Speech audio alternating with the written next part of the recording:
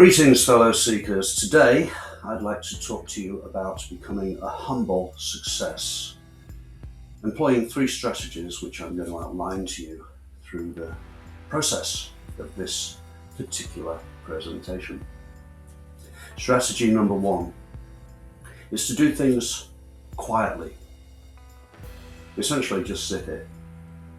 You don't have to make a big song and dance about your plans, ambitions, or dreams.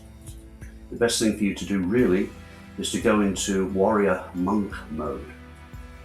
Find yourself a quiet place, a secluded place, to operate quietly with your own thoughts as you develop your strategies and your ideas and you formulate your plans. I recall a Maori proverb that I learned when I was roughly 15, and that is, the smallest puppies yap loudest. I think we know what that means, don't we? People who are full of bombast and bravado and the people who are keenest to shout from the rooftops are often the ones who most usually fail to deliver. Another thing to consider is that if you start signaling and advertising your plans and projects to the world in general, it often in some sort of way robs you of motivation. It kind of sucks out some of the desire to get things done from you. Don't ask me how or why this happens, it just seems to happen to me anyway. If I have a project and I'm operating quietly in solitude on it, I get on well. But as soon as I start to tell other people about my project, I seem to lose some of the desire and drive that I need to be able to get things done. So, strategy number 1 for being a humble success is to zip it, or in other words, do it quietly. Strategy number 2 is learn how to develop your capacity with humility.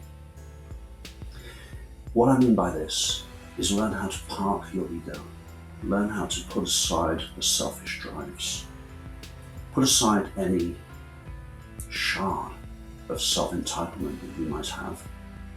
Lose it. It's no use to you.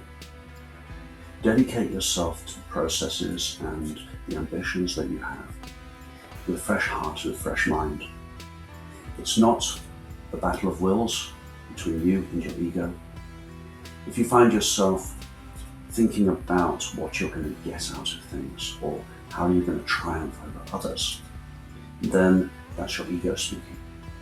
Ideally, if you want to become a humble success, plough your own furrow, mind your own business, do it quietly, and learn to be humble, have a little bit of humility about the process. There is a word, discipline, and if you look at the origins of the word discipline, it means somebody that follows, as in the disciples. Now, why did they follow? They didn't follow because they were told to, or they didn't follow because they needed to shout from the rooftops.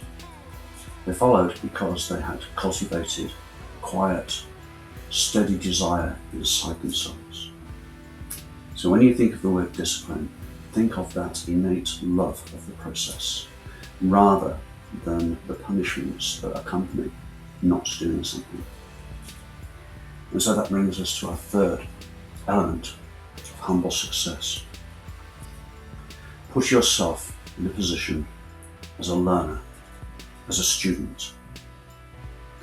Don't be a follower, be a student. Dedicate yourself to learning something new.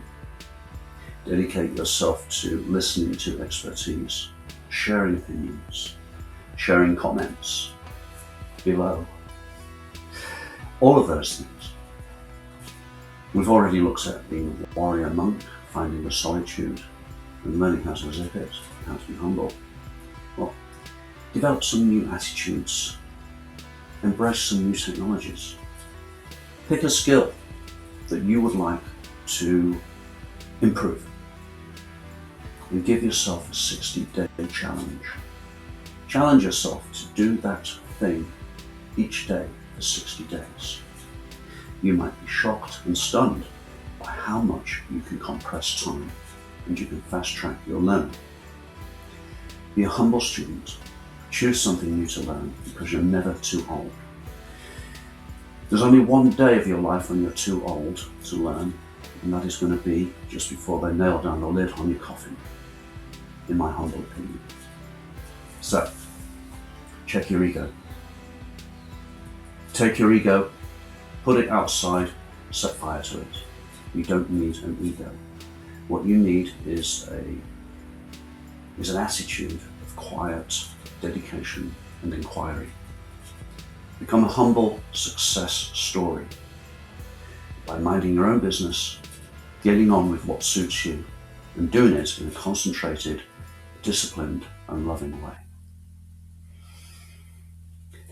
This is my first experiment with a new setup today. I've been struggling with a little bit of technology, and if you see some wavers or quavers in this presentation, that's what we're talking about, little technical hitches. But I made a promise. I made my own 60-day challenge, and my promise to you and to myself was I would post daily for 60 days. I think we're in about day 33 at the moment. So I do walk the talk. So I'll leave you now, fellow seeker. Thank you for watching and listening thus far. And I'll leave you with one final thought, which is, whatever you dare to do or to dream, begin it now.